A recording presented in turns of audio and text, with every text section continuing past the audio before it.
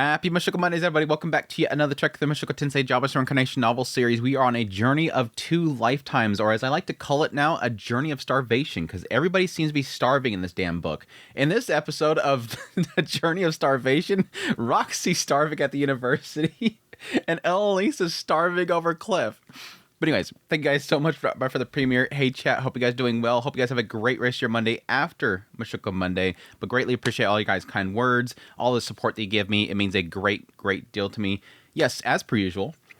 Especially greatly appreciate those that support the channel monetarily through Patreon, tips, links, super thanks, memberships. Last week we had Nicholas with 50 gifted memberships. We're almost to a point of unlocking another emoji, so keep an eye out for that. Roy's Mike with a super thank you, and Silver with a super thank you guys so much for your support. It means a great deal to me. But with that said, let's just dive right into it. Hopefully we can get through quite a bit this week. I do want to give a pre-warning here. We're at the point of the season where things get really busy for me. So if we do sort of see a shift in how long these Mushoku Mondays are, it's because of that. I have a lot of stuff going on right now. Like as of the recording of this video, I've had very little sleep over the last 5 days. It's been absolute hell.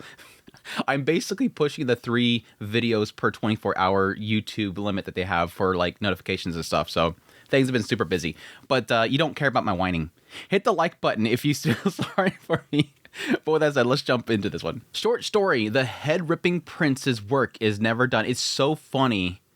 And I seen the reference it made at some point in this chapter. It didn't dawn on me until I finished the damn chapter before I looked at the title again and I said, oh, that was the reference.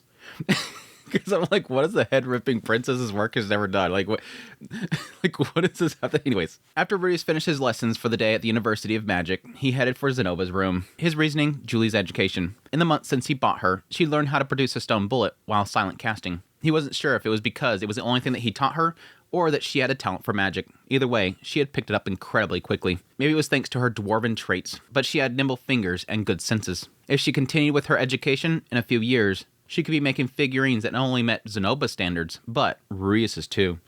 Yeah, I think he pretty much said that at some point that she got to that point. Breathless with excitement, Rudius opened the door to Zenoba's room.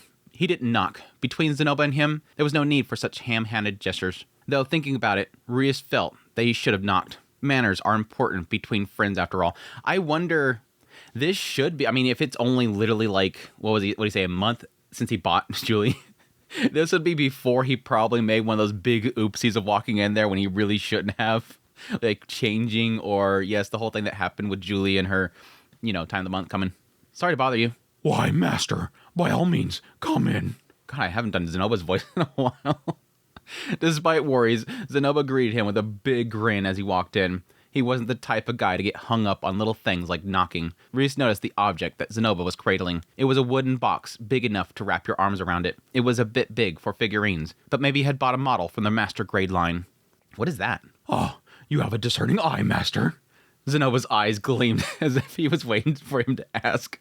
Grinning, he put the box on the table and opened the lid. Looking inside, Reese gasped in spite of himself. It contained many delicately carved pieces, along with what looked like a game board. Is it a game? I should have guessed that you would recognize it, master. Indeed, it is Calcatranga, a war simulation game. Yeah, it is so funny how quickly I realized what direction this was going. Tranga was a popular game on the central continent, sort of like chess. The rules in the name varied amongst regions. Reese was pretty sure that Calcatranga was what they called it in Asra, and it would have been a little different game in Sharon, where Zenoba was from. Look at these pieces. Zenoba picked up one of the pieces and held it aloft. It had a staff like a head protruding from a magician's robe.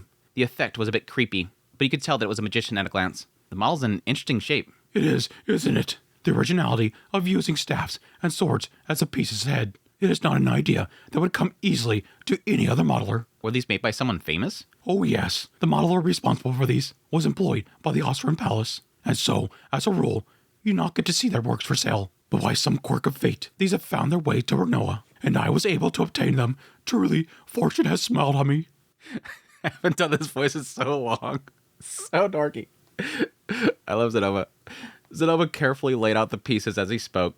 There were knights in armor, with swords for heads. Swordsmen with 2 sword-shaped arms protruding from their coats. Squires in armor with banners, but no heads. Commoners in plain clothes, with short swords for arms. A king with a head shaped like a crown sprouting from his gown. Without knowing anything else, Ruiz had the impression that the pieces with heads were stronger. It's an interesting concept. I had actually, and somebody's probably already done this. I'd be actually curious to see if somebody's actually done an actual chess set like this. That would be pretty cool to make a Mushoku Tensei chess set. What are the rules? Master, you don't mean to say that you don't know the rules to Kanka Tonga? Master, Chunka Kanka, Chunka Chunka Chunka, Rudius, Ganga. Master, you don't mean to say that you don't know the rules to Kalkatranga? No one around me ever had board games. Do you know them, Zenoba? Oh, this is going to excite Zenoba. He's like, I get to teach Master something. But of course, it is compulsory for royalty in Sharon to learn every country's rules for Tranga. Rias guessed that meant that there were many times that you would play this game for diplomacy. I'd like to try playing it. Could you teach me? If you insist, mister. Zenoba didn't seem too excited about the idea. I knew exactly why. Figuring supremacist that he was, he probably saw the modeling as the be-all, end-all. He didn't care about the game. He didn't care much about the game. It was new. Zenoba teaching Rudius something. Rudius gave him his full attention as he explained. 3 hours passed since Zenoba taught him the rules and they began to play, when there was a quiet knock on the door.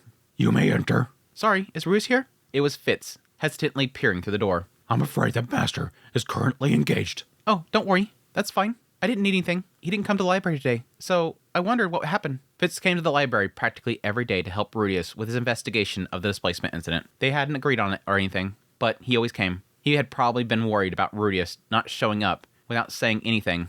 It was much appreciated. What are you doing? This is Tranga. The Master said he never played it, and so I took the liberty of instructing him myself. He's taking it seriously. Master asked me I must do this properly. Do not bug us. If I don't teach him properly, it'll be my mistake. Zenoba looked down at the board as he spoke. It was a grim picture. Rudius's West Knight and Magician had already been taken. King surrounded. He didn't want to die, and even if it delayed it, he wanted to survive as long as he could. He had been searching desperately for a way to stay alive, but his army was in tatters. No help was coming. The right thing for the king to do, when he found himself in such a position, was to take his own life with good grace. A king couldn't be murdered by commoners after all. The moment I read that, it's so obvious. Like, it is so obvious. I thought that it might be possibly just, yeah, okay, a little nod there. But then when I read the second one, I'm like, okay, these are all legit. These are all legit the battles that they had in the story. I don't recall if it clicked for me the last one, but at least the first two, they're legit the stories of the battles in Sharon. Right here, this is Pax's fall. This story is the king being surrounded. He didn't want to die.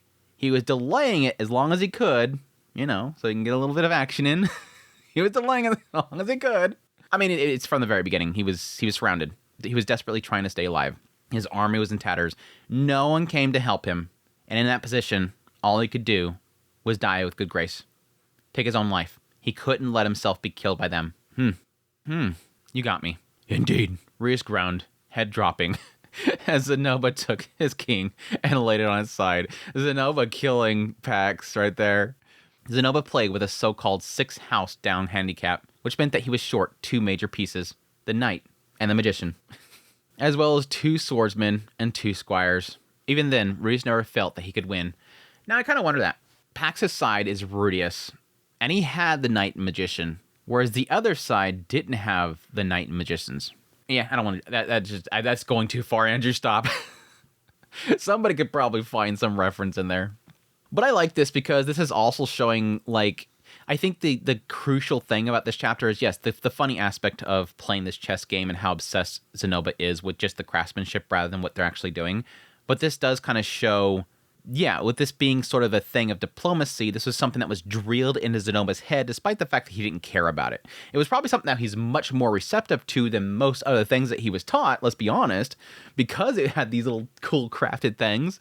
But this is, again, showing sort of the raising of somebody at the Sharon Palace. Like, if you are a child of the Sharon, you're going to have military drills and stuff drilled into your head, and that's essentially what led to Zenoba being so good on the damn battlefield, is because he played this so much. He's damn good at it. But there's also an aspect, it's not so much this game, he just knows the rules and whatnot. It's just that strategies in general, knowledge of battlefield and tactics is drilled into his head. He's just using the rules of the game. The loss for your paladin was when you lost. What should I have done? Rather than honor your knight, it would have been better to bide your time for a while. It seemed easy because I made it look that way as a trap. Now that you mention it. Again, Pax should not have honored the knight. He should have bided his time for a while. He went in too quickly. He thought that it was easy, and it was a trap. He was given that option because, again, the man god opened that door, and he rushed right in there. The honor that he spoke was like promoting in shogi, or like queening a pawn in chess. Again, I'm assuming that's referencing Benedict. It could be Randolph, but Randolph was already in position there. I'm thinking it's talking Benedict. Queening Benedict. She is just a princess that has no value, and he's putting value in her. He's queening her. When knights gained honor, they became paladins, which were really strong. Lured by the promise of honor, Ruius' knight had charged the enemy and succeeded in claiming it. Afterward, though, his movement options became more and more limited. Without so much as a struggle, he'd been taken. Now that implies to me that it can't be Benedict because Benedict didn't charge in there and attack them. It would probably be Randolph, but again, Randolph already had position, so I don't know if that necessarily sort of fix the symbolisms they're doing here. He did technically make him his knight, which could be seen as sort of a higher position. Huh. Rudius, you lost? Yeah. Rudius had spent some time dabbling in online shogi and chess in his previous life. He also read 81 Diver, and Rio's work is never done. I'm surprised to see a Rio's work is never done reference there, which I guess is technically around the time that he could have wrote this. But I've only watched the anime. It was an okay show. It was an okay show. Very, very lolly stuff. Very lolly stuff. But then, this had been his first time to play the game. There was a lot of difference between the rules of this and shogi or chess. It stung to have lost to Zenoba when he didn't even seem to care at all. But Rudius was a beginner. You have to live with it. Yeah, I don't see any problem with it. I think people get way too caught up on winning. Wow, so there's some things that you're bad at. Hey, there's a lot that I'm not good at. Reese didn't know where they got the idea that he wasn't bad at anything. A mystery that it was, if anything. It was hard to think of anything that he was good at. This totally feels like there are a couple chapters in this whole volume where it's like, it really feels like we're getting back to like volume 8. Like it's just the same things that Ruius sort of gets his head tied up into, which is interesting to look at, retrospectively, is the idea that a lot of the mind frame that Ruius gets himself stuck in are sort of consistent between the two. Almost like he went back and read those segments just to kind of remind himself sort of where Ruius was in his head game. Like he gets stuck on things. He sort of spins his own wheel in his head, is the best way to put it. Overthinking a lot of things. Of course he does it the whole time, but not this much. Do you want to play too, Fitz? Yes, okay. Right. Time to get you back for the entrance exam. Zenoba stood, allowing Fitz to take a seat. I actually used to play with Lady Ariel quite a bit when I lived in Asra, so I like my chances. Go easy on me. Is 2 house down okay? Then let's play. Reese was the only one who said that he wanted to play. Today, he'd serve as everyone's punching bag with good grace. 10 minutes later, Fitz sat frozen with his hands over his mouth. His king was in a sticky situation. Yeah, I knew that Fitz was going to lose. She has way too much confidence. Way too much confidence. Smoke was rising all over what had been an impregnable stronghold. His steadfast magicians were dead after a hard-fought battle, and while his knights were still standing, the king was cut off from them, nearly surrounded. There was still a way out, but at the end of the path, he could see the enemy king waiting. If he could regroup, he might be able to break free, but the way was too perilous. Things had come to this after Rudius cleverly took his magicians mid-game. Again, this would be Fort Karan. Was it Fort Karan, I think is the name of the fort? Rudius and Roxy and Zenoba went out there. Zenoba went off to the side and took the king. The commander, really, but you know what I'm talking about. I got nothing. You beat me. You're not bad at this, Rudius. Even behind his glasses, Rudius could tell Fitz was surly. So pouty. So pouty. I worked out your plan partway through. That was what led me to it. Rudius felt that it was a pretty good match. Until mid-game, he had been on the back foot. But then he noticed Fitz was fixated on his magicians, so he cleverly lured them into a trap. If it hadn't been for that, Rudius would have lost. Yeah, that's pretty much sort of what Zenoba seen in the whole situation, and how they sort of cleverly planned all the traps and waiting for them to come in, and just firing down on them. I could hold my own playing against Luke, one knight down, you know? The one knight down was a handicap where you play without the knight. A major piece. Knights were the strongest pieces, like queens in chess. The fact that it was a knight, rather than a swordsman or magicians, who were the strongest pieces, told you that the game had been made by nobles. But that wasn't important right now. That's sort of a funny distinction to make there, The fact that you have all these pieces, and they're specifically knights, but they're not swordsmen or magicians that are the strongest pieces, gives you the indication that, yes, from a noble's perspective, their knights are the strongest. Not swordsmen, who could possibly be sword gods. They're the strongest. It was only one piece down, but it was still a major disadvantage. Incidentally, Fitz had played 2 house down, which meant that he was down a swordsman and a squire. Ruiz would probably have lost without it. Is Luke a strong player too? Yes, I heard that he won the Austrian School Championship, though the contest was only under 15s. Wow. Ruiz glanced at Zenoba, totally indifferent to them. He was picking up pieces from the board and polishing them with a dreamy look in his eye. There was like a side of me that almost thought it was like an aspect of like, get your grummy hands off of this stuff, Fitz. Ew, gross. Like, I don't mind that Master put some dirt on it, but Fitz, gross. But no, it's just more the fact that he's like, whatever, I'm polishing this. You guys do whatever you want. Whatever you guys are talking about, I don't care. I'm putting up these stuff. You're gonna put dents on this stuff. That would be the whole case where like, whenever you take the chess piece and you like kick the other chess piece to knock him down, he'd be like, Master, no. Julie followed his example, polishing with such enthusiasm that the pieces squeaked. Aw, cute Julie. I wonder which one of them's stronger. The simple answer would be Zenoba. Zenoba was now nuzzling one of the pieces with his cheek. So who do you think would win?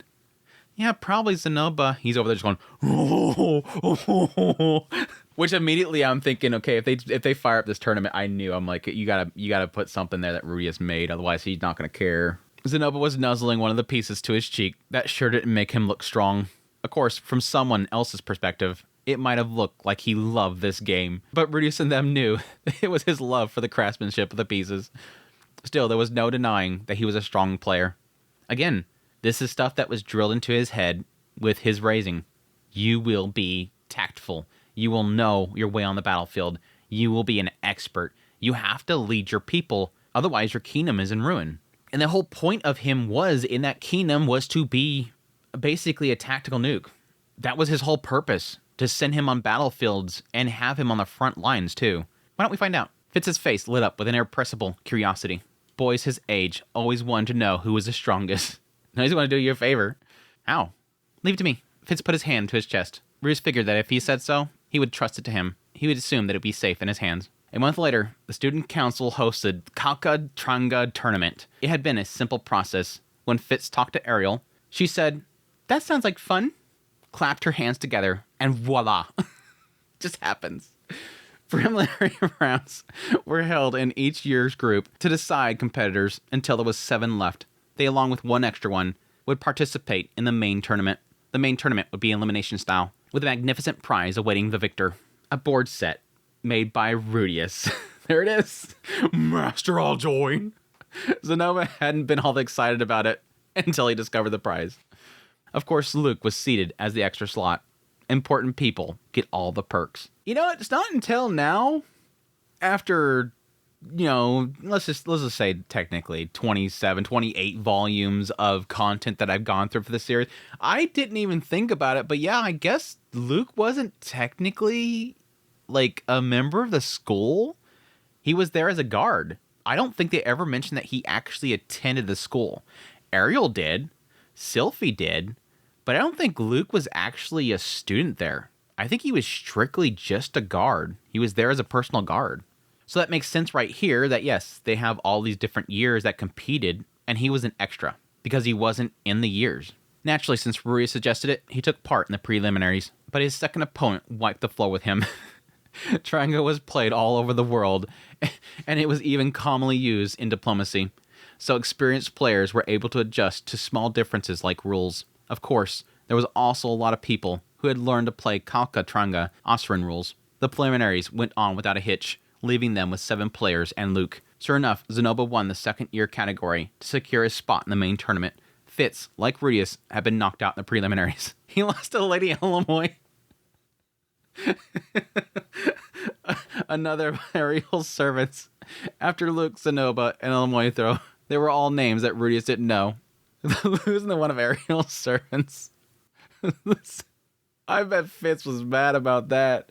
The 6 and 7 years were apparently famous. They had won the Renoa Tranga tournament the last 2 years. The 7th year apparently had a job lined up as a Trunga instructor in Renoa. In other words, a pro. When all of them saw the game set that Rudius made, their eyes lit up. I've never seen such a magnificent prize in a school tournament. Lady Ariel really is something. That made him pretty happy to hear. As the main tournament began, Zenoba won the first game without even looking threatened. Luke won without any wobbles as well. Elmoy lost. That's gonna make Fitz even more mad. You're not supposed to lose after you kick me out. Zenoba won the semifinals too, but Luke lost. His opponent was a 6-year, the Renoa champion. As it happened, he'd taken down the 7th year in his first match. For the final, they called experts to the stage, drew up a board on the blackboard, and had them provide commentary and analysis of the match. Rudius' idea, really. He wants a full-on chess game tournament, like modern times. Zenoba faced off against the 6-year, a fiery contest. Rudius didn't really follow it. And that's so funny because literally, what was the reason they had this tournament? What was the whole reason for... And this is that boggling thing there. It's like, they could have easily just had Ariel tell Luke to play against Zenoba, and he'll go, yes, ma'am. And then over here, Rudius could just bribe Zenoba to challenge Luke with the chess set. Why did they have the tournament where they didn't even compete against each other? Like, the initial reason for this, like, Fitz is usually the genius that does things that Rudius can't do while he was in the university. All reliable Fitz. But this is the one time you lost the plot, Fitz. They didn't even compete against each other. Zenoba faced off against the 6-year. A fiery contest. Rudius didn't really follow it because he only just learned the rules. But Zenoba apparently played a rarely seen move, and the 6-year played an appropriate response. The 7th year said both really knew their game. The match took a turn as they were about to enter the middle game. Zenoba made a mistake. He mixed up a play and wasted a move, which led to him losing a knight, the strongest piece. After that, Zenoba was forced further and further into a corner. His magician, his key piece, was still standing, and he was putting up some resistance, but he couldn't make up for the disadvantage. They reached the endgame. According to the 7th year's analysis, the 6th year would win. Both of them had lost pieces, but Zenoba's king was backed into a corner without anywhere to run. In order to pin down Zenoba's king, the 6th year exposed his own king to danger, but the difference of one move meant Zenoba could still fall to the king's blade. My assumption is where this is going was this is going to be the battle in Brihil Kingdom. That the idea that Zenoba made a miscalculation would probably be the point that he lost Alex on the beach, and that would be the fatal flaw. But this sort of makes it out like later on that was all a part of his plan, that he meant to lose Alex, when in actuality it was Alex's self-sacrifice that helped Rudius get away. But yes, it does make sense that it's sort of painting Zenoba as being Rudius, where he loses Alex, he flees to the superb village, and that he's cornered. Zenoba then made a strange move. He took the slave piece, the weakest on board, Rudius, and moved forward. Rudius wasn't sure how strange it was exactly, but the 7th year was puzzled. At the same time, a whole section of the crowd, presumably that knew the game, fell silent. The 6th year stopped short as well. There was a pause. Then the 6th year let out a, excited murmuring broke out amongst the audience. Rudius didn't know what it was, but Zenoba had done something. A moment later, Rudius heard someone say, "Isn't that mate?" The 7th year was doing commentary, stared at the board with his hands over his mouth. As though to deny the words, he said nothing. The 6th year scrutinized the board, his eyes wide, but he didn't move. Zenoba's face was blank as a robot. He didn't move a muscle. Though thinking about now, Rudius realized that he had worn the same expression ever since his knight had been taken, as though he'd known that it would happen. Some moments later, the 6th year let out a deep sigh, then turned to look at the ceiling. "Had no moves. You win." The murmuring exploded into cheering. Very interesting. I'll wait to talk about it because it talks about it a bit more in a minute. The next day saw Zenoba polishing the game pieces that Rudius had made with a huge grin. Zenoba happy. That was an easy win for you, huh? Easy? Not at all. The last match was a very near thing. Oh, right. I guess it was. You did make that mistake in the opening. That was no mistake. I was up against a strong opponent, so I prepared a little trap. You what? Rudius really didn't get it. But Zenoba had to mean he had messed up the standard move on purpose. Master, you know they say the knight is the strongest piece, right? Yeah. Isn't it? Oh, it is. It is the strongest individual piece, but that only applies when you consider it as an individual. In other words, 2 squires are stronger than a single knight. When my knight was taken down, I took 2 of my opponent's squires. In addition, I kept my slaves in reserve. See, that's the part that I didn't really remember from breaking it down. Basically implying the idea that he lost somebody extremely powerful, but he was able to take down 2 weak opponents. That, for some reason, is not clicking in my brain. Again, applying this to probably the Behiro Kingdom battle. It could be a different battle, though. The Behiro Kingdom battle, having a situation where Rudius would have had to have sacrificed somebody really strong for somebody extremely weak. I don't know. I kept my slave in reserve. As a result, Zenoba's opponent was unable to carry an attack to its completion. The only thing I can think of is it's probably referencing the fact that, from the man god's perspective, he lost 2 chess pieces, which was technically Galfalion and Alec, and that pretty much crippled him. As a result, Zenoba's opponent was unable to carry out his attack to completion. At the very end, Zenoba had pulled ahead by a single move. The game had turned on a knife's edge. Wow, that's amazing. You surprised everyone. Really, I cannot fathom what good it is to be good at a mere game like this. I would much rather be able to make such wonderful things as you do, Master. Zenoba lined up the pieces that Rudius had made along with the other set, giving them a satisfied smile. Rudius would have thought that Zenoba could put this experience in this game to good use in something else, or given his level, he could even turn it into a job. But Zenoba was a prince, so it wasn't like he needed a job or money. I mean, he's gonna get cut off. He gets cut off. And yes, he does put all this information to use when they go back to Sarone. But enough of that, Master. I trust you instruct Julie in magic again today. His talents don't fit his dreams, Rudius thought, as he turned to take Julie through her magic practice lessons. A very clever chapter. It's a very clever chapter. It's very much so like, again, hinting at things, which was kind of funny because when I read this part, I'm like, oh, that'd be interesting to sort of give as a skipped content. It's not technically a skipped content because it's later on stuff, but like as sort of an extra chapter for anime onlys to have known about this cool little story here. But it is one of those elements where it's like, you don't get the significance of it unless you know what it's referencing, because it just sounds like, oh, they played a bunch of chess games. Whoop-de-freaking-do. It's interesting because you know what the battles were. Very clever, Refugian, very clever. Short story, Elinalise wants to be there. It was a little after Cliff and Elinalise first began dating. Rudius was walking down the corridor at the University of Magic when Cliff called out, "Hey, Rudius, you have a minute?" Rudius turned, but no one was there. Cliff, it seemed, had succeeded in turning himself invisible. Dating Elinalise must have been one of the requirements to unlock this new skill. That was a joke. Cliff was standing in the shadow of a pillar, beckoning him. What's up? If it had been Linnea or Priscilla, Rudius would have been wary. With them, it would have been an invitation to some illicit activity. But Cliff was straight-laced. No worries. A random jab at the poor kitty cat and the doggo. I don't quite know how to put this. I have a request. I want to get Lisa a present, but I realize I don't know what she likes or wants. Plain old love-struck couple stuff. Nothing spicy as usual. Good old Cliff. He didn't have to lurk in the shadows to ask something like that. Though Rudius realized that Cliff was trying to keep it a secret from Elinalise. A stray dog or a cat might spread the rumor around. Jeez. Double. There's 2 shots right there already fired. I know just the thing. You do? Yeah. If you get naked, wrap yourself up in a bow, then say, "Tonight, you get to do whatever you want to me." You'll have Elinalise drooling all over you. Rudius, I'm kidding. It was true that Elinalise would love it. If Cliff surprised her like that, she'd probably get so excited she'd keep him for days. Then poor Cliff would end up dead in the saddle. Rudius would stand in front of his gravestone and sob because he made the suggestion. Yeah, best to say it was a joke. I feel like you're better off asking her directly. Yeah, I suppose. It's just that the other day, Lise was saying just how attractive it was for guys to casually give their partners nice gifts. I didn't know you wanted to be popular with the ladies, Cliff. What I want for is Lise to think that I'm a good guy. I might be a genius. This is unfamiliar territory for me. It suddenly made sense.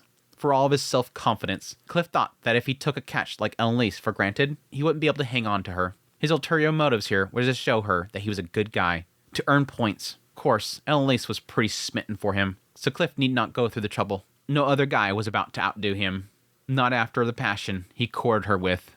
Curse and all, Cliff would waste away and die from too much sex long before she ever came to dislike him. But then that was one of Cliff's good points. True. It is kind of surprising just how freaking, like, much she adored him. I think it's multiple aspects of which I kind of like about it. Elinalise's love for Cliff. It was the fact that despite the fact that he knew the truth about her curse, knew that she's got, like, a body count that is infinity. The fact that he was so passionate about her, so driven to gain her, and so wanting to fix sort of something that she has been suffering, it meant a lot to her. And I guess one of those things where she keeps saying, yeah, I got this curse and it sucks, but I like banging, so it's okay. There's this other side of it where it's like, yeah, but it's also caused a lot of damage for her. And for somebody to come forward and say, no, I'll fix that. I'm going to help you with that. I'm going to find a way around that, even though she has given up, means a lot to her. Just this boy just got so much passion. He got that burning desire to help her. And the way that he looked at her when he proclaimed that, he wants me. Like all the other guys that I've been with, the countless bodies I've been with, this guy wants me. So great. The guy was a hard worker. So much so that even with Elinalise ringing him out every night, he kept his grades up and never gave himself up to pleasure. If Rudius had a hottie like that in his bed every night, he probably wouldn't even come to school anymore. Not that he was only here because he couldn't get a girl into bed, mind you. I think that's kind of an unintended jab at Roxy, Sylvie, and Edis. He's able to get out of bed and go places despite having those three at home. I think it's more the fact that, yeah, they just not going to let him stay in bed all day. In any case, this was just like another sort of communication. Rudius would lend him a hand. All right, I'll ask her for you. Casual like. I'm in your debt. Rudius then went to find Elinalise. With his conversational skills, he'd find out what she liked. It's your 15th birthday soon, right, Elinalise? Anything you want for your birthday? This is for Cliff, isn't it?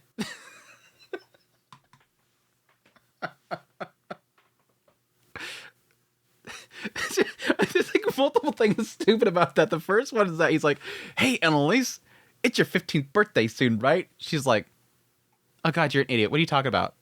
Like, you're trying to win me over by saying that I'm 15 years old? But then is that the aspect of like, this is for Cliff, isn't it? She was on to him in a second. Rudius thought he'd been so smooth. Except 15th hadn't been smooth. It had been a big flashing arrow. I suppose that he wants to show me what a good guy he is by getting me a surprise present. But he doesn't know what to give me. So he sent you. Or something like that. That seemed too spot on. Like she was an esper. A newbie lover's mind is an open book to a woman who had spent hundreds of years toying with men's hearts. At this point, there was no point in trying to deceive her. That's more or less, yeah. How do you know? When we had lunch together the other day, I brought it up. I said the best way to get a girl like you is a present.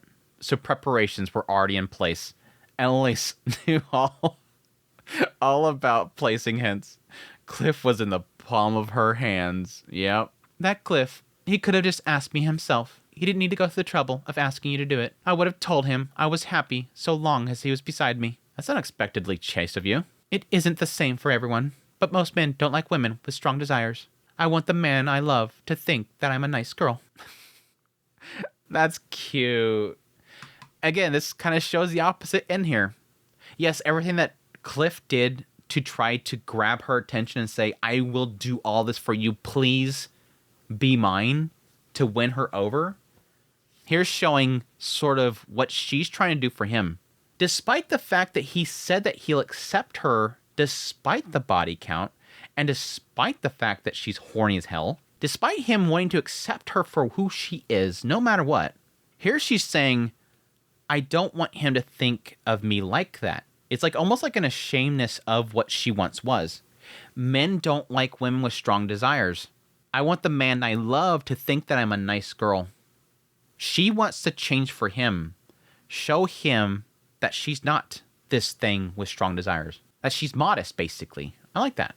There's a few points, I think, in the original series where it kind of gets into this stuff, but this is some good stuff. It sort of gives a little bit more perspective of the gradual change of Elinalise and what she wanted to do for him. Was that really how it was? Rudius thought? It probably was in Cliff's case. The followers of Millis approved of purity and unselfishness. Yeah. Not to say that's what he's thinking. I think that could be an aspect of, again, they just started dating. Cliff is smitten for her. She loves him. And she could possibly see, well, people of Millis approve of purity and unselfishness. I got to make sure that I'm like that because that's how he was raised.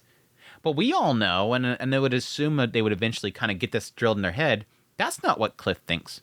Cliff is much more about, again, technically, the book itself, the scripture itself, unlike what they teach in Millis and what they go by, that the government, basically, the bureaucracy of them have made it into and brainwashed people into believing. Again, does Millis not say, did you read the scripture? That's what he was yelling in that damn room. I was so sure that you'd want Cliff to come to you wearing nothing but a ribbon and say, your present is me. And Elinalise didn't say anything. Her face told Rudius that she thought that he was a genius. So she was into that sort of thing. She blinked a few times to snap out of her fantasies. I just have this mental image of he's like, yeah, I would figure that you want to like wear like nothing but a ribbon and come to you and say, your present is me. And she's up there like, Girl. Rudy, you're right. Hey, can you go tell him that? Just, hinted at him casually. What I want is for Cliff to put all of his energy into choosing something just for me. I would appreciate it if you could find a way to indirectly communicate that to him. Understood.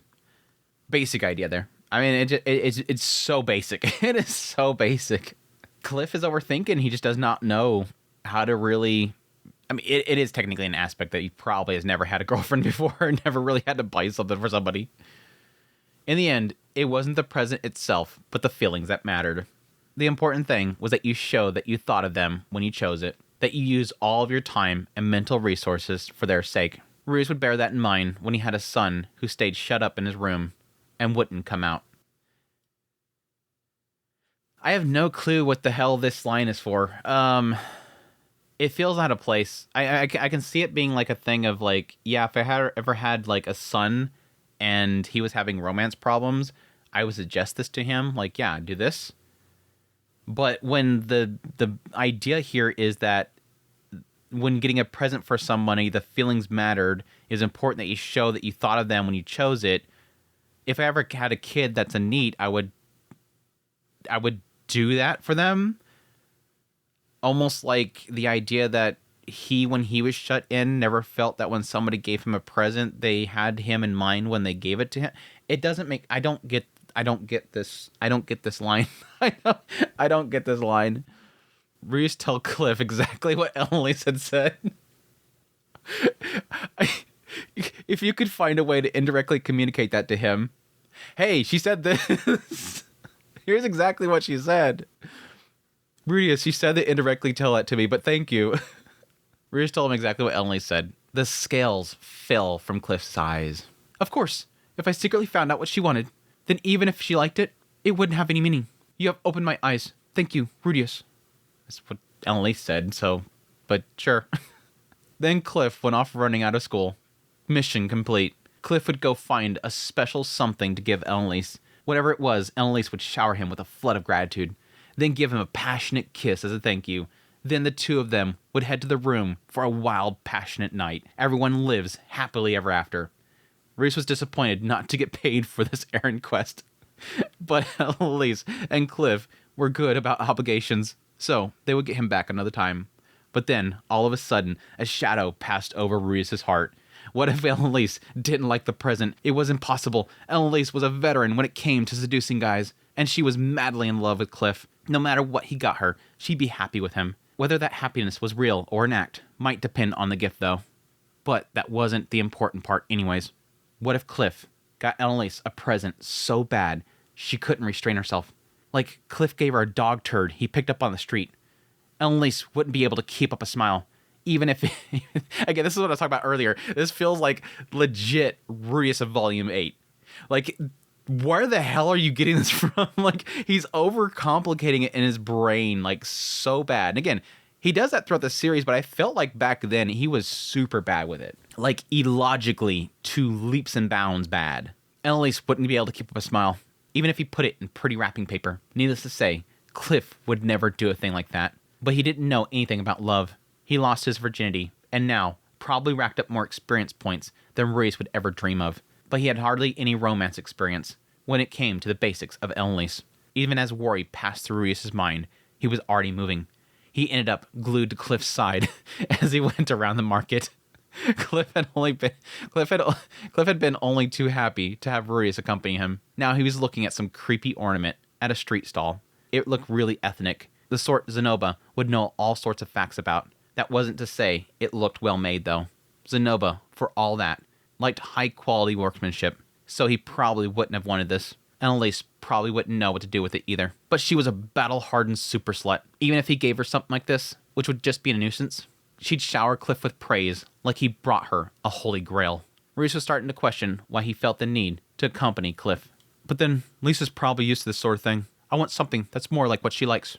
Something we'll remember. Watching Cliff, he wouldn't really choose something too weird. Not when he was thinking that carefully. Ruiz felt stupid. Cliff would choose something great. Something Elinalise would accept without a hint of dissatisfaction, even if it wasn't quite her taste. Ruiz didn't think that he could give her something that would make her genuinely happy. All that made Elinalise happy was her dates with Cliff and the ends that she took him to, not objects. If there was an object, she would probably just take Cliff to the market on a date, then guide him into choosing it for her. She's that damn good. She'll just lead him over there and somehow drop some hints, and he'll just be like, oh, I should buy that. She's like, yes, my little puppet. Yes, my little puppet. Buy it for me. I want that. Not that she cares about this stuff, but yeah, she could if she wanted to. Either way, the moment that Cliff came here without her, he was doomed. It was possible that he picked something right by coincidence, but that would be all right too. It's so funny because right here, Ruiz, again, this is overthinking things. Ruiz, you've already forgotten literally that entire conversation that you had with Elinalise. Like, she legit said, I don't really care what it is. It's about him actually choosing something for her. That's all that matters. And here he's already going, man, it's got to be a thing that he has to pick, and he's going to pick the wrong thing. Man, if only we knew what she wanted. She already said it's not the point. The object's not the point. Anyways, Cliff seemed fine. So it seemed like it was time for Ruiz to head home. He wasn't going to be made to feel inferior by seeing Cliff and Elinalise being all lovey-dovey. Yeah, again, this is about the point where he doesn't have his manhood back. Cliff? I just remember I had to. Ruiz cut off, noticing something. On the other side of the crowd behind Cliff, someone ducked to hide in the shadow of a stall. You knew what this was immediately. Her over there going, oh, he's thinking of me right now. Just thirsting over there. Somebody was wiping drool from their face, but there was no food stalls nearby. That's what it should have said. There was a shadow. All I could see was a silhouette of a shadow that looked like it was wiping drool from its face, but there was no food stalls nearby. What is it? Well, it looks like we're being watched. Say what? Someone's trailing us? There was only one person who'd be trailing them here. Elinalise probably wanted to see your face when you were thinking about what to buy her. She really thought this through. She wanted to see Cliff doing his very best for her. If she trailed him, she got to enjoy it. After she satisfied herself watching over Cliff's first errand, the memory would serve as a side dish for the evening's enjoyments. Elinalise would get what she wanted, and Cliff would be satisfied. It was a perfect win-win. Rudius, Lise wouldn't do something like that. Really? No, but it might be an assassin. Say what? My grandfather is very high up in the Mills Church. He sent me here so that I wouldn't get mixed up in the political struggles. But if my grandfather lost, his enemies would come after me, his blood relative. Ruiz pulled himself together. He was sure that Cliff was overthinking things, but back in his adventuring days, it was always the situations that no one anticipated that ended up with people dead. Volume 7 reference. Volume 7 reference. The idea of the wraiths and stuff. Cliff was from a complicated family, so he couldn't reject the possibility out hand. If this really was someone sent from Millis to murder Cliff, the way that he was getting carried away here for Elinalise's sake was putting him at serious risk. Ruiz was not keen to make trouble with the Mills Church, but Cliff was his friend, and the idea of making Elinalise a widow left a bitter taste in his mouth. It was just the two of them. They were outside the university and extremely vulnerable to attack. He could guard Cliff with his eye of foresight to prevent a surprise attack, but this outing hadn't been planned, so perhaps the enemy hadn't expected to find Cliff defenseless and was hesitating. If so, it seemed like rather than letting them find the perfect moment to attack, He should strike first. Only, he couldn't be sure the enemy was acting alone. So, he didn't want to leave Cliff behind. Understood. Cliff, you should get back to the safety of the university as soon as possible. Hey, Rudius. Rudius set off on a run, leaving Cliff behind.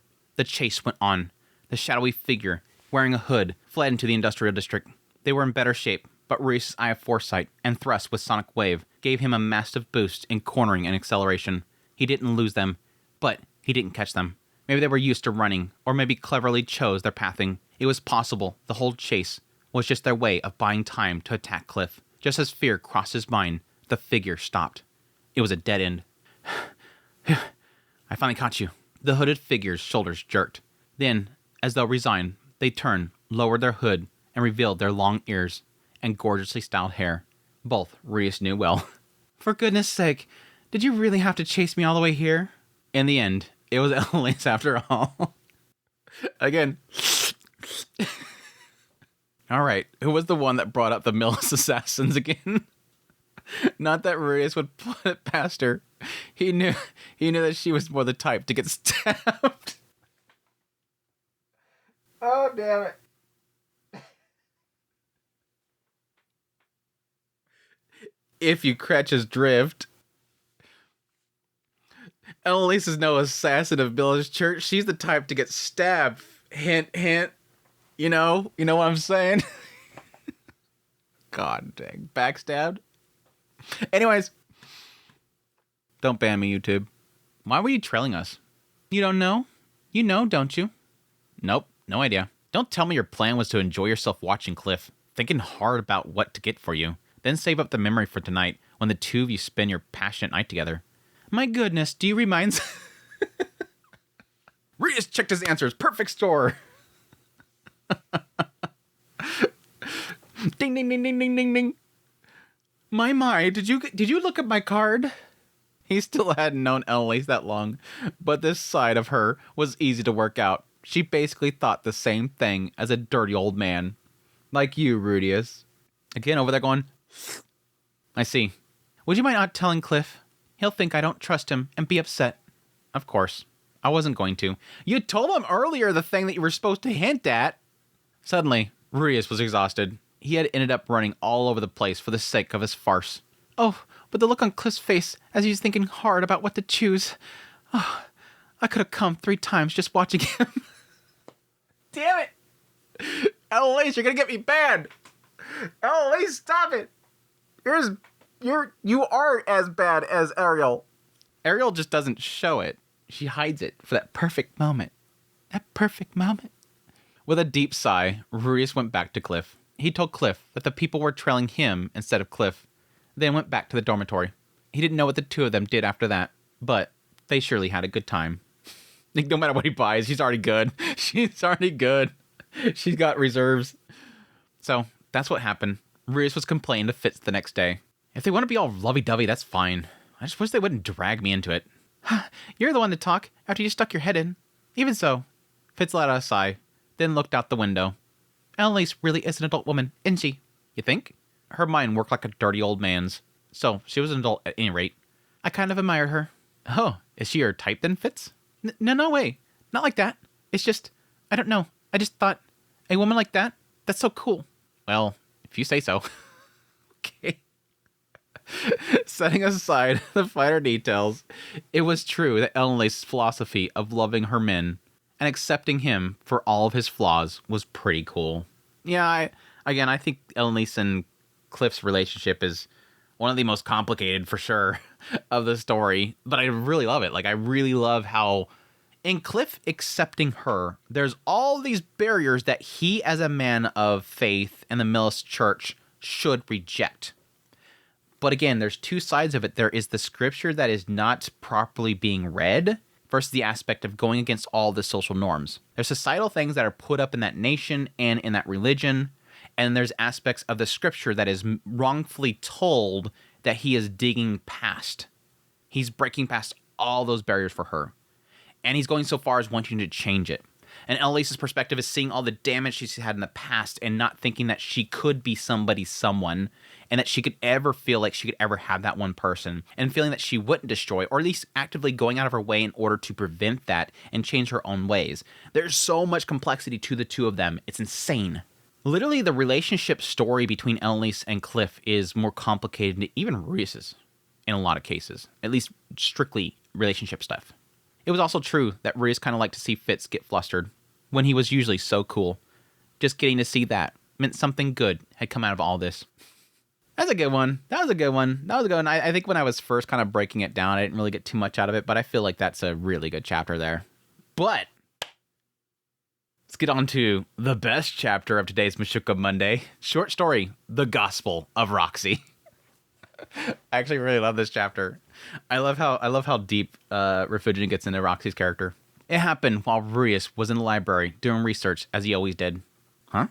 There was a note between the pages of a book that he was reading.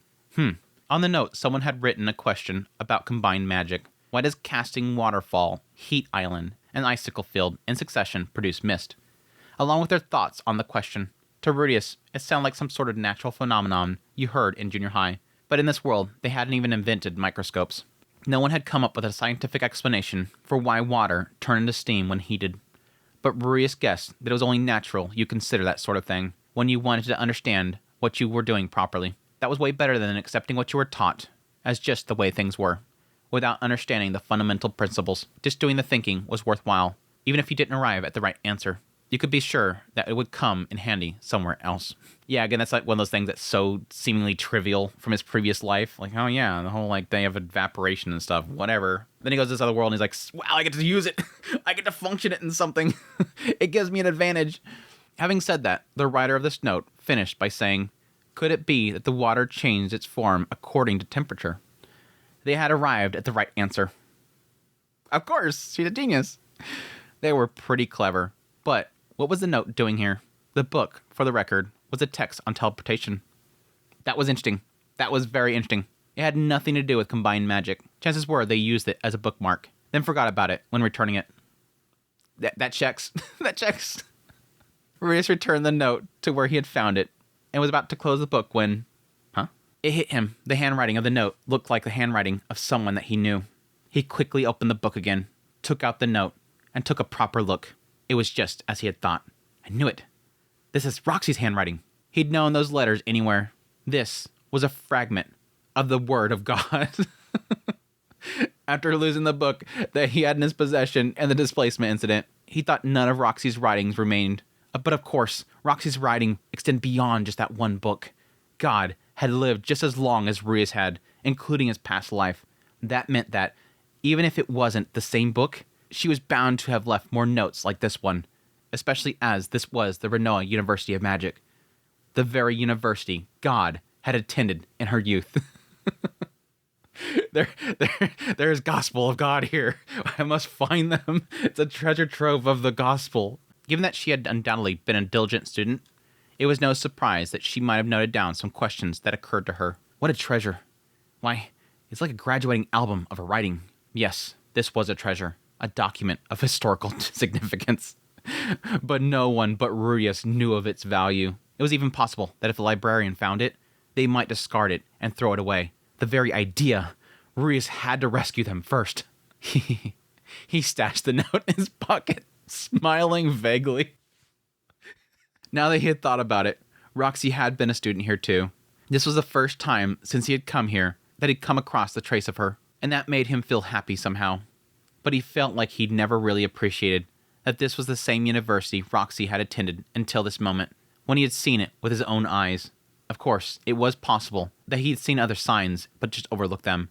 Yeah, I know that when he first arrived, I think he made the connection, or at least, confirmed that the vice principal was technically, her old teacher. But yeah, I can totally see it's sort of a different thing when you finally see something wrote down there. Like, for instance, if you go to a school, the same school that your mom went to, and then you come to find, there's an etching somewhere in a tree or something like that your mom and your dad wrote or whatever. It's like that sudden thing of going, oh, so it isn't what they just said. You actually see it physically, and you can kind of envision them being there. So yeah, in this moment, he's going to envision Roxy literally staying there in front of him, with her little book open, and she sticks a thing in there and closes it up and sticks it on the shelf or something like that. It solidifies it. Something that solidifies it.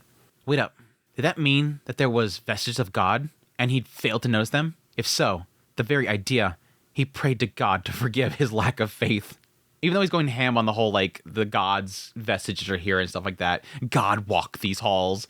It sort of gives her more, like, presence in the world, I guess, is the best way to put it. I can't just sit around here. Not that I know this now. Rios stood and was about to dash off, but he caught himself. He began to pack away the books. As Roxy's apprentice, he could hardly leave books strewn around like this. An apprentice mustn't go damaging his master's reputation after all. Then, as soon as he'd finished tidying up, he set off. He began an investigation with the library's lending records, deciding that he would start by rescuing any other texts. If he knew Roxy, she would have easily made the same blunder multiple times. Misfortune never comes alone after all, and it became all the more likely if she didn't think of it as a blunder. She's my goddess, and her blunders is her perfection, and I know them all too well. With that, he went to ask the librarian. He was told that usually the records were not made available to ordinary students, but an exception will be made because he's a special student. Yep. They had the records going back more than a decade. When he voiced how impressed he was told one time someone had stolen a lot of books from the library's collection to sell, and then strict controls were put into place. Yeah, and they mentioned that during the time that he started getting in the library. So this kind of places during that time. But no, I think he found that out when he first got there.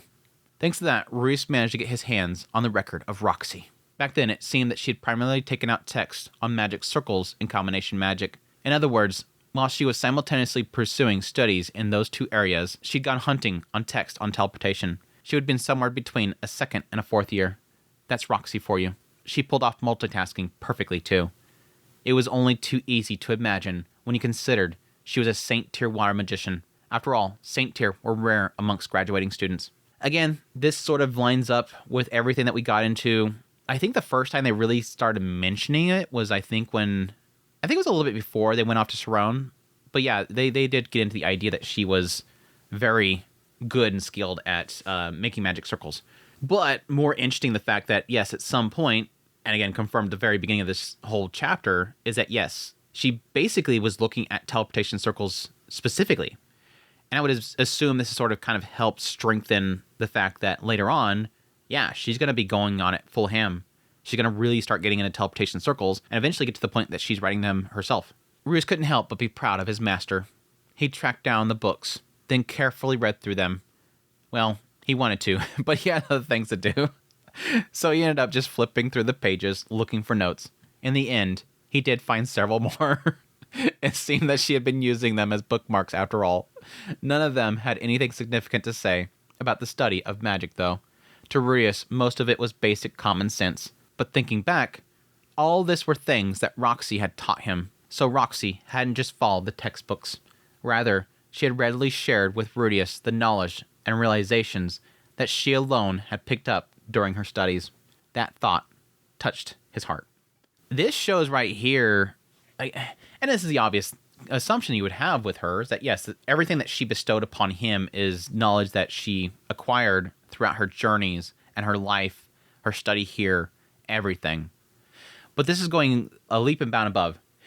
I think sort of what this can be equated to, and I've had experience with, many people watching this probably have had the experience. There's teachers that just go by the guide. Every teacher has a guide book that they go by. This is what you do. Page 1, give them this lesson, read these lines, have them do the exam. That's it. You follow the bullet points. Then you have other teachers who take what, yes, they're supposed to be, the guidelines that they're supposed to be following, like this is what they're supposed to be following, but then they expand on it even more to enrich their students much more. Or they'll put it in a way that's more presentable. That's not just reading from the lines. They're going to present it in a better way. But again, with specifically this setting, they're not that advanced. And there's still so much more they can expand on. Like the idea of combining magic and, creating steam. She's taking what she looked into and expanded on and had knowledge of and presented it to Rios.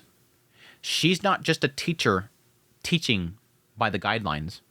She's not a textbook teacher. She is so much more. And this is that realization point that he's having. She never taught me what's in this book. She taught me what's in this note, where she was studying this stuff and expanding on it and creating logic out of it. That's much far further than the science and chemistry they have right now. Rios decided to store the notes safely so that he wouldn't lose them, before wondering if there were more. Rios realized that Fitz was peering at what he had in his hands. I never thought I'd see you reading about combination magic. I didn't think there was anything that you didn't know about. Don't be silly. There's loads I don't know. Again, making an assumption that he's like this perfect being. It was true that thanks to his past life memories, his knowledge of things like science and chemistry was above average for this world. But for all that, he is still a high school dropout. He was the same level as a junior high student. Plus, it was all hazy recollections of almost 20 years earlier. A very rare moment where Refugian's sort of pointing that out. Again, this is sort of something that I struggle with when I was reading this series, and I understand that most people have different abilities to retain memories. Some people have photographic memories of, like, you know, when they were 2 years old. I don't. I barely have. All my memories of the childhood is very hazy for me. I just kind of left it behind. It's probably because I just did too much other crap and video games and stuff like that. Just kind of pushed it out. This is no longer necessary in your brain. I don't need that. Let's get some stupid stats about how to, you know, re-roll a character in a video game or something. I need room for like job classes and tactics. But it's like one of those rare moments where it's like actually pointing out that, yeah, technically his memory of like junior high days in his previous life are kind of hazy. So for a lot of things, it wasn't until Roxy taught him about them that he finally remembered how each phenomenon worked. Never in a million years could he have remembered and applied them himself. That's big. And I don't think he ever implied this in the first volume. In the first volume, it was kind of played out like, yeah, she says this thing, and I'm like, yeah, of course, that's how it works. Cumulonimbus. Yeah, this is how it works. Boo-doo-boo-doo. I know exactly how it works from science from my previous life. Here it's implying that if it weren't for Roxy, he would have never really kind of recalled those memories. And I agree there. Because there's a lot of cases where I will think of something that I learned in science class a long time ago. I'll hear about it and I go, oh yeah, that was a thing, right? Yeah, I remember that. Biology. A lot of biology class stuff. Like, I hated biology class. But when I hear about it now, it's like, oh, yeah. Oh, shoot, good example, perfect example, Cells at Work. Watching Cells at Work, that was a show where when I'm watching it, I'm like, yeah, I remember that whole thing. Yeah, I remember how that thing worked. Yeah, I remember that. But if you ask me before I watch that show, sit down and show me how the body works and all the cells and stuff like that, I'd be like, oh, God, hold on a second. God dang. But again, all it takes is just that little reminder. And then suddenly it's like it just kind of unclouds it in your brain. Oh, yeah, there it is right there. It's in my brain. I remember that part. It's interesting. And again, it's implying that right here, he's kind of going, yeah, I probably would never have applied it. But because she goes, oh, yeah, there's this phenomenon, she doesn't fully grasp it. Again, earlier it said that she didn't really get to the end point of it. Like she's trying to figure out why it does that. But it was enough knowledge that she had that she was able to give it to him for him to apply it. Bring back those memories. Really cool. Again, never got that sense in volume 1, and it's really cool. But this isn't for class. I'm looking for these. Huh? Why is that casting waterfall, heat island, and icicle fill in succession produce mist? Their conclusion is correct, isn't it? What are these? It would appear that these are notes that were left behind by my master during their time at this school. I ended up wondering what she'd been like as a student, so I started looking. Huh. Fitz nodded, but then he looked a bit bored. Fair enough. Jealous. I think it's a jealousy. I don't know. A bored face doesn't really give me the sense of jealousy. I guess it could be. I guess it could be misread jealousy. I don't know. In Reese's past life, he hadn't been a Christian. So if a friend came to tell him about a fragment of something written by some saint, he figured his reaction would be similar. Not that he had any friends to talk to back then. So I thought I'd go look for another special something of the same kind. I see. Would you mind if I come too? Oh? Are you interested in these writings too? No, I've never seen your eyes light up like this before, so, you know. Again, it could be jealousy. It could be jealousy. She's seen how happy he is to see the scriptures. Riz figured while Fitz wasn't interested in Holy Scripture, He was interested in joining as a brave explorer, venturing into the depths of the jungle. Boys will be boys. I do miss the Fitz chapters. I do really miss the Fitz chapters. Again, like I've said before, and I'll say it again, I really wish that Fitz was a different character because I just loved the chemistry between Rudius and Fitz was just so fun. Fitz senpai. It's Fitz senpai. Teehee, it's a secret. All right, let's search together. But where do we start? You'd expect most things like this to be in spaces that she'd use in her daily life. So, where she slept. The girls' dormitory seems promising. You'll get in trouble with Goliath again. He had a point. There was a gorilla that guarded the depths of the jungle.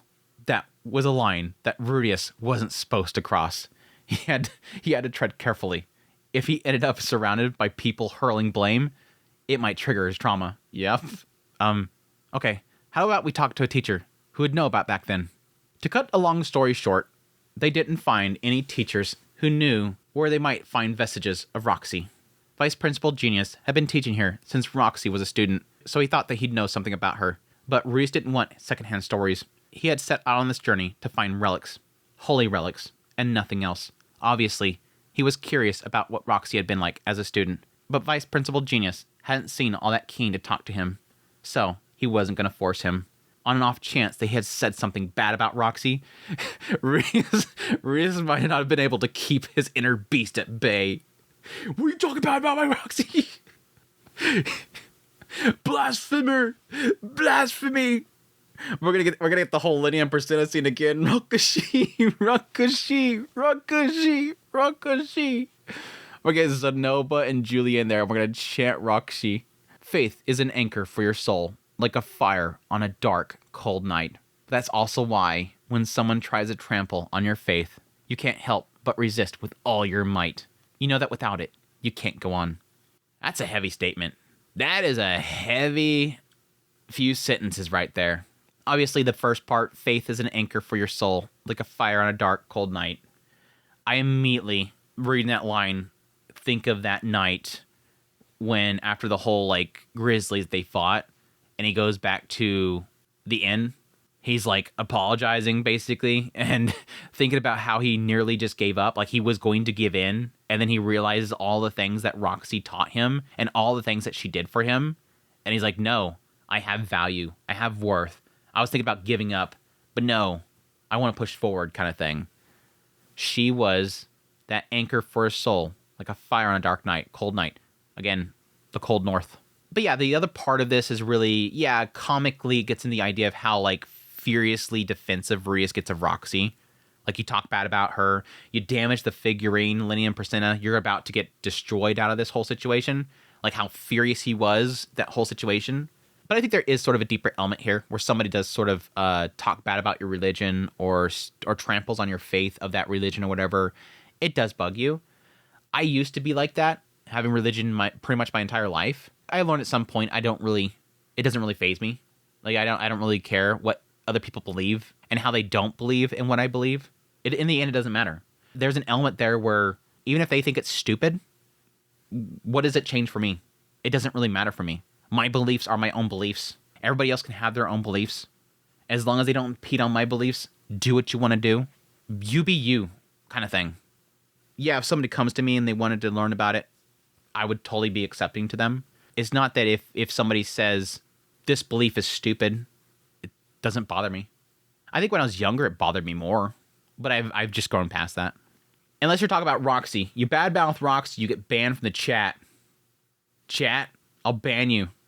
Anyways, when he didn't get information from the teachers, he moved on to the university shop. At first, Roxy might strike you as sleepy and disorganized. But in fact, she was an extremely active woman. I mean, she was soloing freaking labyrinths, dude. She was soloing labyrinths. You don't do that when you're sleepy and disorganized. She'd probably gone out to town during her student days. It might even have done some adventuring to earn some allowances. Because of that, Ruiz thought about heading out to the Adventure Guild next. But when he considered it properly, he didn't see Roxy mixing her studies with her adventuring activities. Yeah, I can see her taking a break.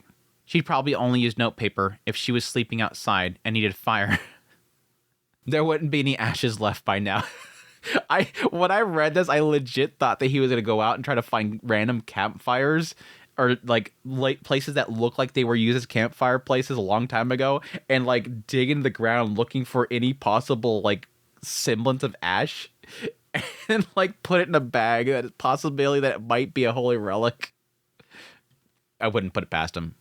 It seemed the best place to find vestiges of her was in the university. Apart from the library and the dormitory, the places that Roxy was likely to have visited were the classrooms, training areas, the dining hall, and the university shop. From what he heard, the dining hall was completely different now, thanks to Nanahoshi, so that was out too. There was too many classrooms to count, but only one University of Magic shop, so that's how he ended up here. When he asked the woman at the desk about Roxy, she said, "Roxy Magurdia? Why, yes, there was a girl by that name. Yes, I remember. She was a demon with blue hair. A tiny wee thing, no?" If Roxy were here, she would have shot back, "I'm not tiny," straight away. "She always came to buy her lesson supplies with such a scowl, always muttering about things being too expensive, or how she didn't have money, you know?"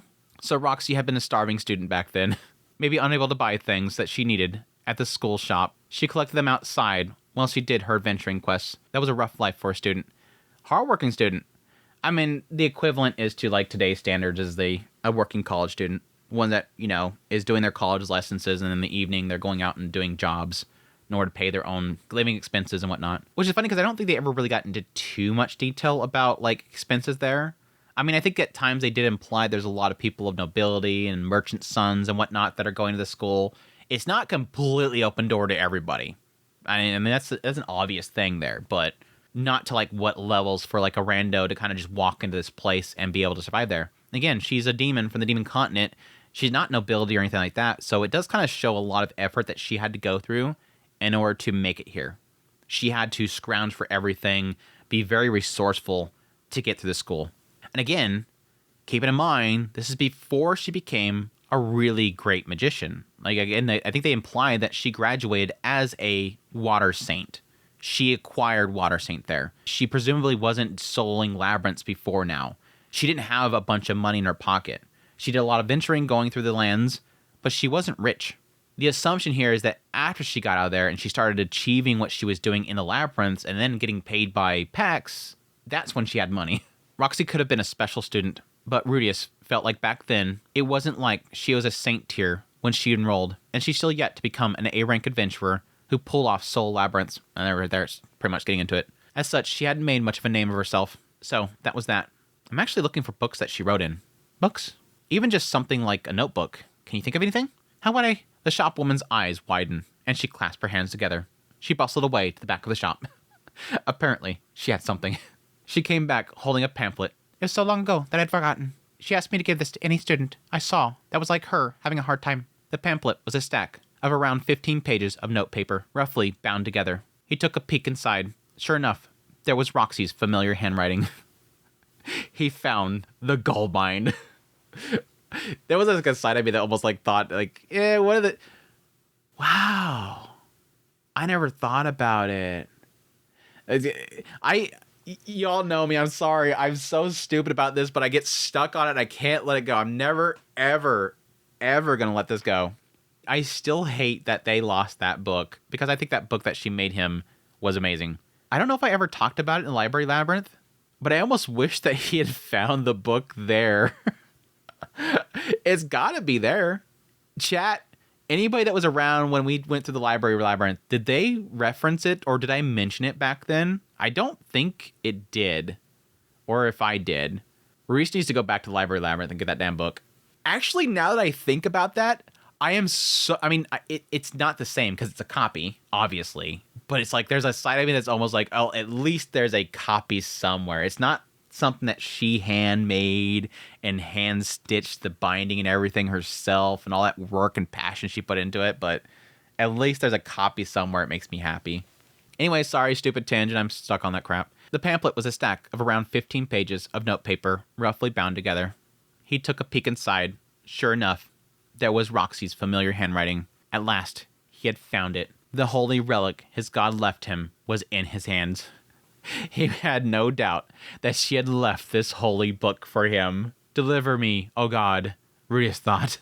Arcane grass grows in the forest to the west as you leave Shiraya. It is a comparatively safe place for anyone able to cast beginner-level offensive magic, so you may harvest it yourself. That was the first page. There was even a handful of illustrations of arcana grass. If you're not confident of your abilities, place a request at the Adventurer Guild for a large Renoa copper coin.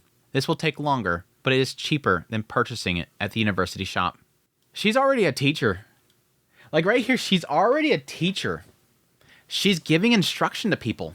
This is how you can get by here. She's literally, again, she is the teacher at that university right then that's giving that little bit of extra information. Not going based on, well, yeah, obviously you read what the thing says on the board, and then you go to the shop and you buy it, and then you apply it. No, she's going, okay, yeah, this is the instructions. What it actually means is this, and you could go over here, but there's also this option over here. She's gone into greater detail here. She's already being a teacher. For the next person that comes to me, because I experience being taught here, I know its flaws. So the next person that comes across this, here's how you get around it. Because they're not giving you everything you need here. Here's this extra step that will help you get through this. The thing that I had to learn, here's how you can do it. The same thing, again, that she did for Rudius. She could have taught him what was in the book, but instead she gives him that extra step, that extra information that he needs to understand it better. Stuff that she figured out here, so you can figure it out. Already, right here, when she's a student at this university, she's already becoming a teacher. He flipped to the pamphlet. She had written detailed instructions for obtaining not just arcana grass, but mustard treant seeds, fat-eyed roots, and more of what seemed like ingredients for something. What is this? Fitz had an answer, of course. Where would Rudius be without him? What does Master Fitz think about these instructions? What does Master Fitz think? Ah, those are ingredients of Magic Circle ink. The simplified sort that doesn't need mana crystals. I used it in class once. Wow, I didn't realize that so many grew around here. Usually, you have to buy this stuff at the university shop. But I guess it's tough for people without any money, huh? Rudius could more or less guess who Roxy made this pamphlet for now. Starving students. At the university, if you weren't a special student, you had to pay a hefty enrollment fee. For the students from Asra, whose currency was highly valued, it wasn't so much that you couldn't save up by working hard. But not everyone was like Rudius. Some who managed to pay for enrollment would find their expenses stacking up until they couldn't even properly take part in classes anymore. Roxy had left this pamphlet for students like that. As proof of that, when Rudius flicked through the pages, he found not only ingredients for lessons, but shops in town where you could eat food for next to nothing, fishing spots in the surrounding area, edible plants, and adventurer requests that were good value for money. My God, this is so fucking cool, dude. Again, it's the extra mile stuff that I freaking love it. Oh gosh. Roxy's such best girl, dude. Did you guys know that my favorite character in this series is Roxy? Have I told you guys about Roxy lately? Have I told you about Roxy lately? Have I? Roxyism in the chat. Again, this is similar to the whole book that she made Rudius, where again, it's not just the simple information, it's like the extra mile. She didn't just tell him about, like, he wanted to learn Demon Tongue, and so she made the book for him to learn Demon Tongue.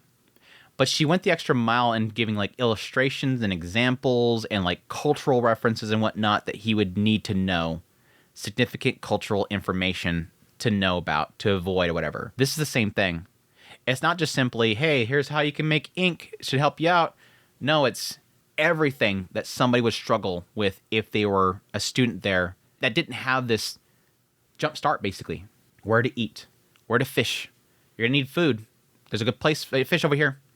Don't give up. It's a don't give up message. Roxy must have struggled. Reese recalled even in a village, where his family was providing her food, clothes, and board. She had taken up jobs clearing rocks and tree stumps from the land to be cultivated, or summoning rain for vegetable fields. She called it earning pocket money. It must have been hard work for a student without any money.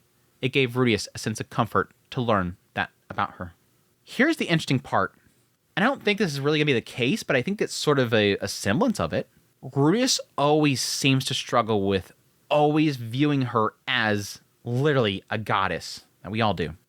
He views her as a goddess, and thus perfect. Everything about her is perfect, and he puts her on a pedestal, much to her frustration. And again, I still get a kick out of the fact that at some point she literally uses that against him, which I just adore. But he puts her on a pedestal all the time. This is showing that she fought for that. She fought to get in that position that he so much loves. Before she came to university, she was doing her adventuring, had lots of experiences that I can't wait to get into with Roxy Gets Serious. The reading this is making me want to read it more right now. I hate it. It shows that when she came to university, she had just her experience of being an adventurer and traveling. But coming to the university is where she's now really struggling with just to make money to fund her being there so she could advance her abilities in magic. And Rudius always views her as, this is how she was when she first showed up and saved my life. She's perfect. She knows all this stuff. She's a genius. Here's where she got it. Here's where she struggled so hard to gain what she gave me. It wasn't just innate talent. She didn't just have it handed to her. She wasn't always gifted. She fought for it. Everything she gave me, she fought for it. This is literally a roadmap of what she went through to bless me with the blessings that she gave me and the experience that she gave me. Roxy must have struggled. Even back here, she had everything, but she was still working. It must have been hard work being a student without money. It gave Rudius a sense of comfort to learn that about her. A little more detail about the person I love so much. As he went on skimming the rest of the pamphlet, he began to notice she had written complaints here and there too. Some directed at her friends she shared a room with, or other students in her year. Some were about discrimination from students from the Mills Church. For some reason, Rudius thought that Roxy had always been alone. But of course, that wasn't true. Well, that's social experience. Yeah, little complaints, jabs at her friend. That's probably just like minor stuff, hopefully. But discrimination from the Mills Church, yeah, she struggled. She's always dealt with this stuff. And again, that was something that was very apparent when we get into, like, you know, other perspectives in the village. I mean, it was a sense there when Rudius went out to the village with her that, yeah, she probably struggled with these people, but she learned. She learned to gain the favor of these people. She went out there and worked to gain them. That's why she went out there and watered the village. She wanted to get paid for it because she wanted to make sure there was still an exchange there. But probably because she was already had a place to stay, she had food given to her, she had a bed to stay in while she was there, she still went out there for pocket money, probably to gain favor of the people, to get rid of that discrimination there. Again, another thing that she probably dealt with at this school and learned how to deal with in future. I think this is outlining a lot of what made Roxy was this university, which does sort of, again, explain why she wanted so badly to be a teacher, possibly to help to get rid of a lot of that stuff, but also because she loves that university. She learned a lot from there. She grew a lot there. But again, I like the idea of him saying, for some reason, I always thought that she was always alone. But of course, that wasn't true. She had a life. She had life. I love this stuff to sort of breathe life into the characters, where it's not about the main character. And that's sort of something I get frustrated with, like with, you know, Sylphie perspectives and Edis perspectives. Unfortunately, those ones are so, like, it's too much Rudy. I love when it gets into the characters and he's not present. It's sort of why I loved quite a chunk of Edis's perspective chapter in volume 6. Before it gets into Rudy, it's about her, what she went through in her life, and breathes life into the character. It makes it more than just about the main character. This is a good way of doing that. Showing that period of time where she didn't know who Rudius was and seeing how her life was. Fitz then spoke up. What's wrong? Oh, it's nothing. He didn't know what sort of student Roxy had been or what sort of people she had around her while she was at the university.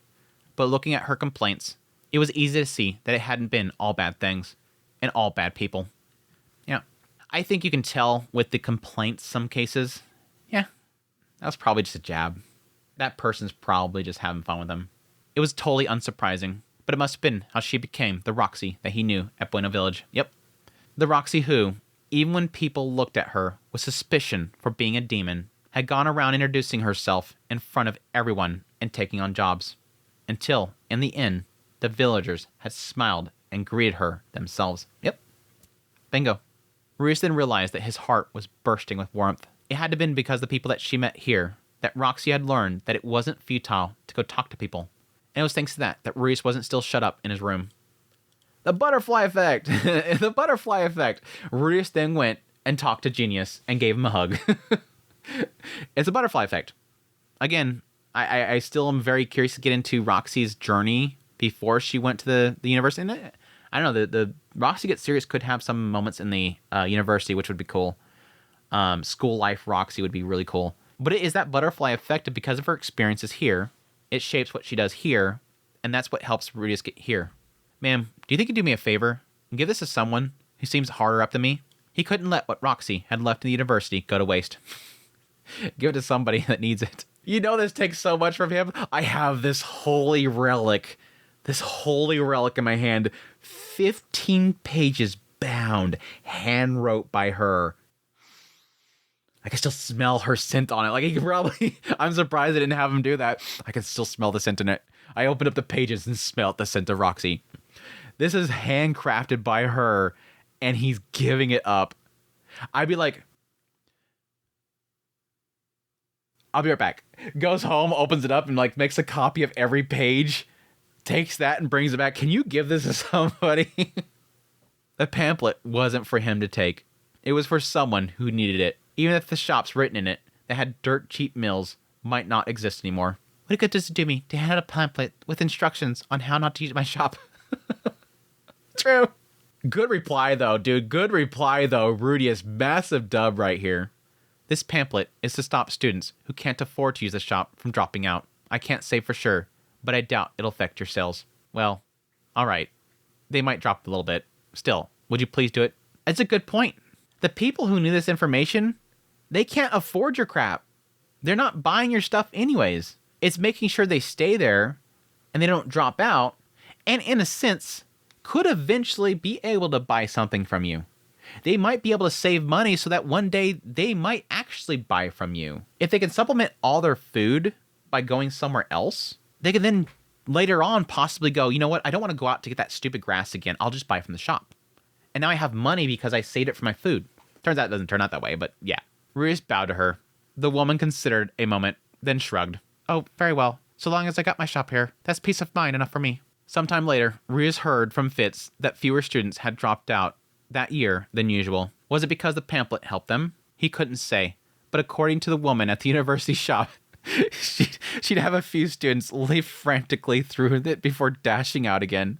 So he wasn't sure if it was entirely unrelated. If all those poor lambs had found salvation through Roxy, then as far as he was concerned, that was a great success. All humanity should find salvation in Roxy.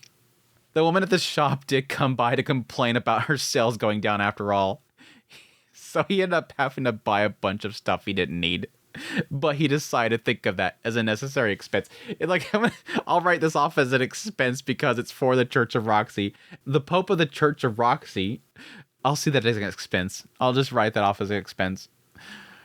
What a good chapter, dude. Again, I fully admit that there's a lot of this because I just love Roxy's character, obviously, but I love this stuff. I just eat this stuff up. And again, if this was a chapter that was Sylphie related, that again wasn't focused on Rudius and just developing her character pre-Rudius, I mean, I enjoyed the Lost chapter.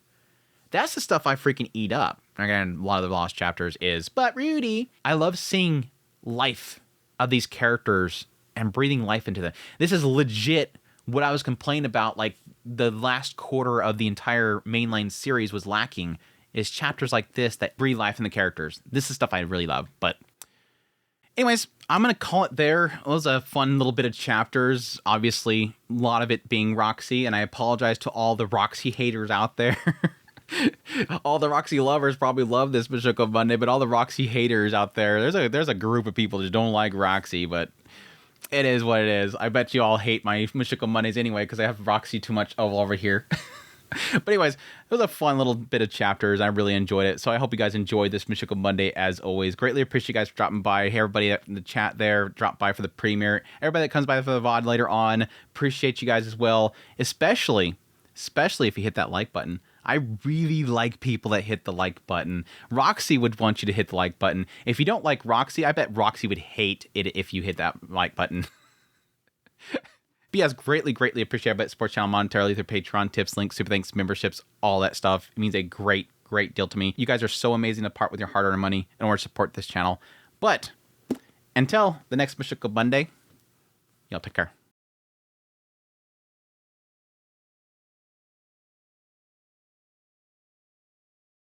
Reese then realized that his head was bursting with warmth.